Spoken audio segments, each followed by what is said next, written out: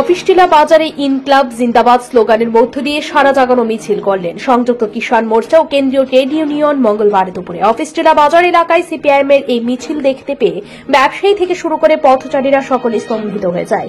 জানা যায়, রেগায় 200 দিনের কাজ ও দৈনিক 600 টাকা মজুরি, দ্রব্যমূল্য বৃদ্ধি রোধ করতে হবে এবং গণবন্টন ব্যবস্থা শক্তিশালী করা, বিদ্যুতে প্রিপেড স্মার্ট মিটার বসানো চলবে না, কৃষিক্ষেত্রে জলের পাম্প চালানোর বিদ্যুৎ বিনামূল্যে সরবরাহ করা সহ 12 দফা দাবিতে বিশালগড় অফিসটিলা সিপিআইএম মহকুমা কার্যালয় থেকে সংযুক্ত কিষাণ মোর্চা ও কেন্দ্র ট্রেড ইউনিয়ন বিশালগড় মহকুমা কমিটির উদ্যোগে আজ প্রতিবাদ মিছিল সংঘটিত করা হয়। মিছিলে প্রথম সারিতে উপস্থিত ছিলেন বিশালগড় সিপিআইএম মহকুমা কমিটি সম্পাদক পার্থ প্রতিম মজুমদার, সিপিআইএম রাজ্য কমিটির সদস্য সিদ্দিকুর রহমান, সংযুক্ত কিষাণ মোর্চা ও কেন্দ্রীয় ট্রেড ইউনিয়নের মহকুমা কমিটি সম্পাদক সহ অন্যান্য নেতৃত্বরা। এদিনের মিছিলটি সিপিআইএম মহকুমা কার্যালয়ের সামনে থেকে শুরু করে অফিসটিলা বাজার পরিক্রমা করে বিশালগড় মহকুমা হাসপাতালের সামনে থেকে ঘুরে পুনরায় দলীয় কার্যালয়ের সামনে এসে সমাপ্তি ঘটে। এই দিনে বিভিন্ন দাবি আদায় সহ রাজ্যের ইলেকট্রনিক মিডিয়া টাইমস 24 এর সাংবাদিক সুজিত আচার্যের উপর ভয়ঙ্কর হামলার প্রতিবাদ জানান। পাশাপাশি দুষ্কৃতিকারীদের দ্রুত গ্রেফতারের দাবির আওয়াজ তোলেন নেতৃত্বরা। আমাদের মূল দাবি হল 2020 সালের 26শে নভেম্বর কেন্দ্রীয় সরকার 3টা কালা কৃষি কানুন এবং এমএসপি, যেটা কৃষকের উৎপাদিত ফসলের যে মূল্য, এটা স্বামীনাথন কমিশনের সুপারিশ অনুসারে দেওয়ার কথা ছিল, এটা তারা ঘোষণা করেনি। আর 4টা শ্রমকোড বাতিল করে শ্রমিকের স্বার্থে ওই আগের আমাদের পুরনো যে শ্রমকোডগুলো ছিল এগুলাকে বহাল রেখে এগুলাকে বাতিল করা।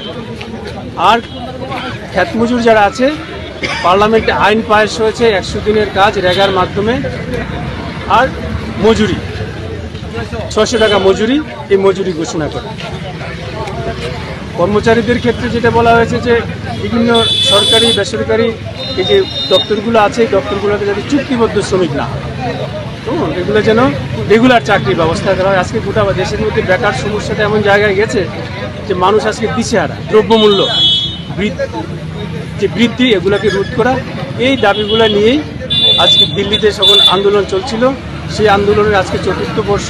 কেন্দ্রীয় সরকার প্রতিশ্রুতি দিয়েছিল যে 3টা কালা কানুন সেখানে প্রত্যাহার করবে এবং কৃষকদের উৎপাদিত ফসলের ন্যূনতম সহায়ক মূল্য, যেটা স্বামীনাথন কমিশনের সুপারিশ করেছিল, সেই সুপারিশ অনুসারে দেবে এবং পার্লামেন্টের যে আইন পাস হয়েছিল রেগার মাধ্যমে 100 দিনের কাজ এটা চালু রাখবে।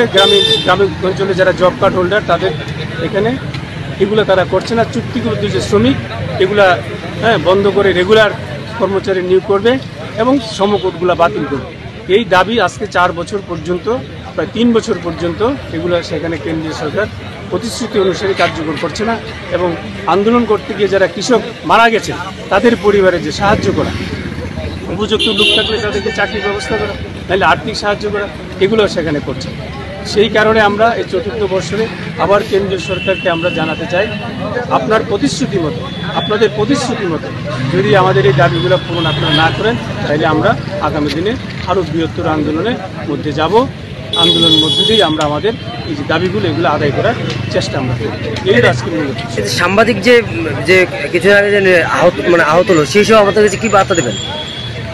দেখুন, আমাদের সংবিধানের যে 4টা স্তম্ভ, এটার মধ্যে 4র্থ স্তম্ভ মতামতের অধিকার আছে। সাংবাদিকরা গ্রামে গঞ্জে ঘুরবে, শহরে ঘুরবে, সঠিক তথ্য সংগ্রহ করে তারা তাদের কাগজের মাধ্যমে সেটা প্রকাশ করে।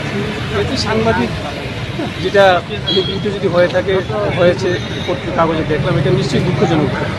তো সাংবাদিকরা তো আমাদের সমাজের লোক, তারা সংবাদপত্র হচ্ছে প্রতিদিনের দর্পণ। এরা মানুষের কাছে, সরকার হোক, বিরোধী দল হোক, কৃষক হোক বা সমাজের যে বিভিন্ন অবক্ষয়, এই অবক্ষয়ের বিরুদ্ধে মানুষের কাছে একটা তুলে ধরা এবং তার মধ্য দিয়ে সমাজকে সচেতন করে একটা ভালো সমাজ ব্যবস্থা কায়েম করা, এটি হচ্ছে পত্রিকাগুলির উদ্দেশ্য। সেই ক্ষেত্রে ধরে এটা। আপনি কি খুঁজছেন বিশুদ্ধ পানীয় জল? তাহলে আজই বেছে নিতে হবে অত্যাধুনিক প্রযুক্তি ও পরীক্ষা নিরীক্ষার মাধ্যমে প্রস্তুতকারী পানীয় জল একমি।